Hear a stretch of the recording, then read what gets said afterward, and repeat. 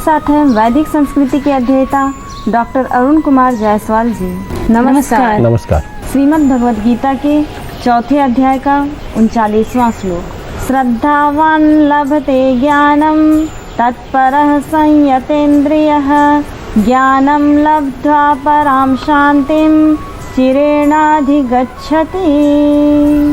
जितेंद्रिय, साधन परायण और श्रद्धावान मनुष्य ज्ञान को प्राप्त होता है तथा ज्ञान को प्राप्त होकर वह बिना विलंब किए तत्काल ही भगवत प्राप्ति रूप परम शांति को प्राप्त हो जाता है।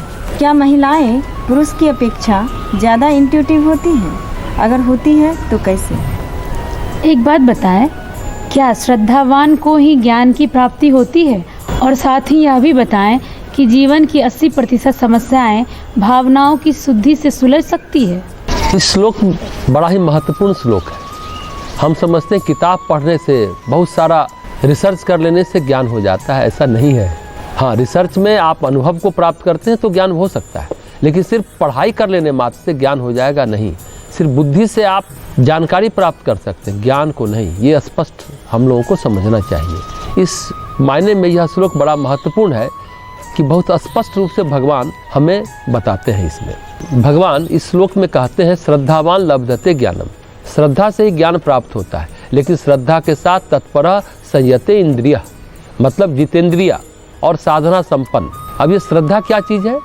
सामान्य क्रम में भावुकता को, दिमाग को बंद रखने की, भाई बुद्धि न लगाओ, श्रद्धा विश्वास रखो, अकल न लगाओ, इसको समझते हैं। लेकिन श्रद्धा क्या चीज़ है? श्रद्धा को पाकर ज्ञान कैसे प्राप्त होता है?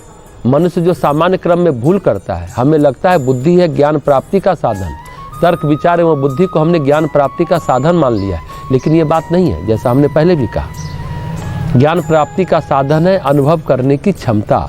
जिस व्यक्ति के पास जितना ज़्यादा अनुभव करने की क्षमता होगी, उस व्यक्ति को उतना ज्ञान होगा। किसी के बारे में कुछ जानना, ये एहसास अंदर से होता है। अनुभव या एहसास जिस विधि हुआ, ध्यान से या साधना से, कैसे भी, अगर ये अनुभव करने के बजाय तर्क लगाते, बुद्धि लगाते, गणित लगाते या विवेक लगाते, तो क्या किसी के बारे में ज्ञान अनुभव हो जाएगा? नहीं होगा। हम सब ये समझते हैं, और शायद मनोवैज्ञानिक भी ये समझते हैं कि जिसके पास जितनी बुद्धि, उपलब्धि, इंटेलिजेंस कोशेंट, IQ, उतना बड़ा ज्ञानी। लेकिन ये बात नहीं है। अनुभव करने की क्षमता होती है। भावना से ध्यान रखें, महिलाएं ज़्यादा इंट्यूटिव होती हैं। IQ से ज़्यादा EQ की आवश्यकता है। इंटेलिजेंस कोशेंट से ज़्यादा इम्पॉर्टेंट है इमोशनल कोशेंट, जैसे महिलाओं का होता है। पति के बारे में हर महिला अतीन्द्रिय हो जाती है। ज्योतिष जो बात अंदर अनुभव करके जानकर बताता है, उसी तरह अपने पति के बारे में, उसके हर क्रियाकलाप के बारे में हर महिला जानती है, अनजाने में जानती है। 99% महिलाएं अतीन्द्रिय हो जाती हैं, अंतर्ज्ञान हो जाता है। कैसे? क्योंकि लगातार वे पति के बारे में ही सोचती रहती हैं। उस एहसास के बारे में उसको पता चलता रहता है कि वह भटक गया या कोई महिला के चक्कर में फंस गया, ऐसा हो गया, वैसा हो गया। तो श्रद्धावान लभते ज्ञानम, यहाँ पर यह बात हुई कि भावना, इमोशन है ज्ञान प्राप्ति का साधन। अभी डेनियल गोलमैन ने किताब लिखी इमोशनल इंटेलिजेंस की अवधारणा की, तो कहा कि जीवन की 80% समस्या भावना से सुलझती है, अर्थात भावनात्मक लब्धि से सुलझती है, इमोशनल कोशेंट से सुलझती है।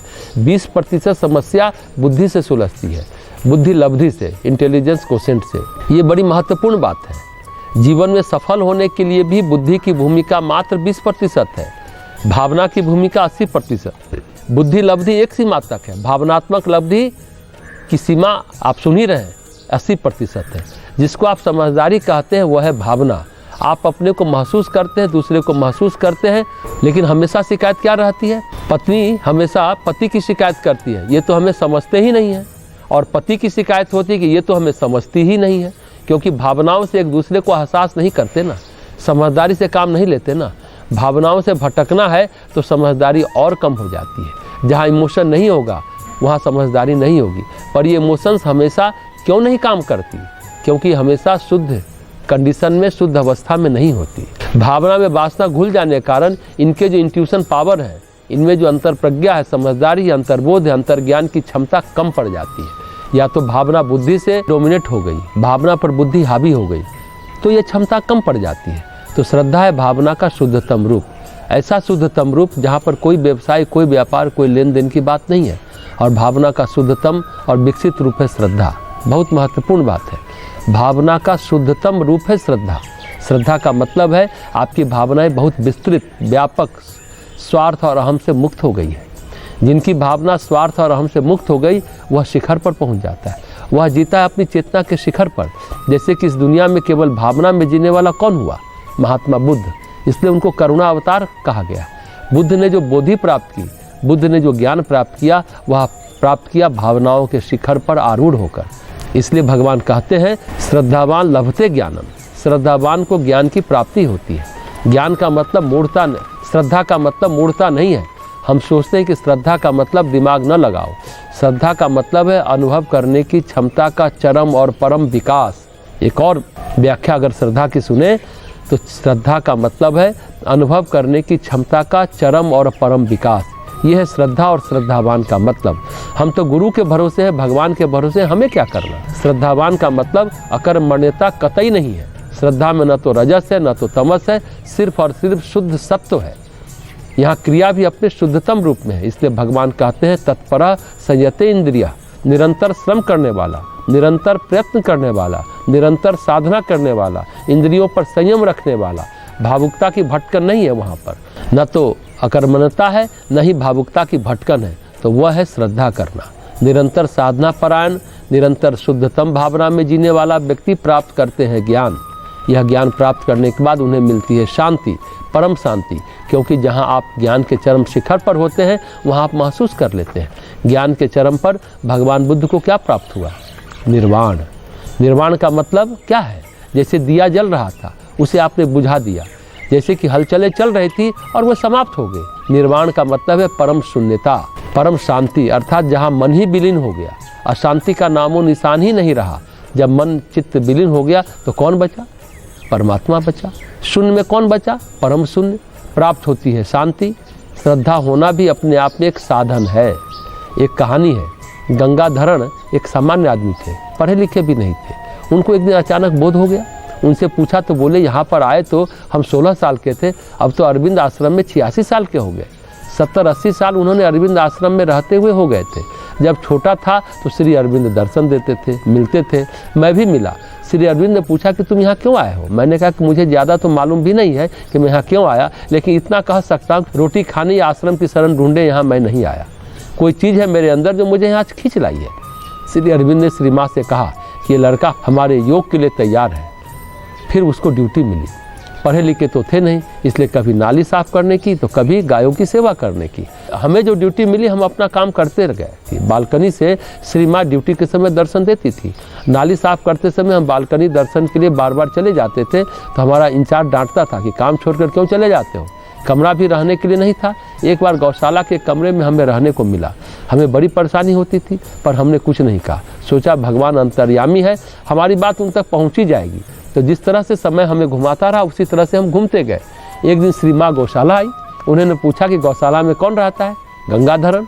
उन्होंने कहा तुम लोगों ने इसे जानवर समझ रखा है क्या? फिर कमरा मिला पर वो 3री मंजिल पर। बार बार पेशाब करने के लिए नीचे उतरना पड़ता था। वहाँ साथ से बाथरूम नहीं था। 3 मंजिल से उतरते, पेशाब करते, फिर वापस जाते। सीढ़ियाँ चढ़ते उतरते रहते थे। बीमार तो थे ही और बीमार हो गए। फिर भी हमें विश्वास था, डटे रहे। फिर हमारा कमरा बदला। 1 साल पहले जब हमें लगा कि हम बूढ़े हो गए तो श्री अरविंद से हम प्रार्थना कर रहे थे, हम तो आपका लिखा पढ़ भी नहीं सकते क्योंकि हमें अंग्रेजी पढ़नी नहीं आती। न तो हम लाइफ डिवाइन पढ़ सकते हैं, न ही सावित्री पढ़ सकते हैं, कुछ भी नहीं कर सकते। हमको तो कोई संभावना नहीं दिखाई देती कि अतिमानस क्या है। वो लाइफ डिवाइन और सावित्री को लाल कपड़े में बांधकर पूजा स्थली पर रखते थे, उस पर फूल भी चढ़ाते थे। पर तीव्र लालसा थी कि इसको पढ़ता और जानता है। एक दिन क्या हुआ कि जब रात में हम सो रहे थे, हमारे कमरे में श्री अरविंद आए।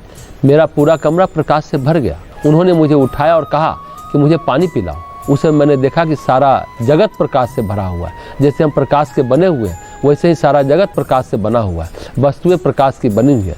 तब उन्होंने कहा कि ये देखो, ये है अतिमानस लोक, उसी के लिए तुम परेशान थे ना। ये क्या है? यही है श्रद्धावान लभते ज्ञानम। ये जो गंगाधरण को ज्ञान प्राप्त हो गया जिस तरह से, वही श्रद्धा है। एक बार की घटना वो और बताते हैं। श्री माँ के पास एक व्यक्ति जल्दी जल्दी चले जाते थे। एक बार रात में 11 बजे चले गए। उन्होंने श्री माँ से कहा मैं आपके बहुत नज़दीक हूँ। वो बोलो हाँ, तुम शरीर से मेरे पास रहते हो पर गंगाधरण चेतना से मेरे पास रहता है। तो बुद्धि के अभाव में भी, तर्क के अभाव में भी, विचारों के अभाव में भी श्रद्धावान ज्ञान को प्राप्त होते हैं, परमात्मा के स्वरूप को प्राप्त होते हैं। है।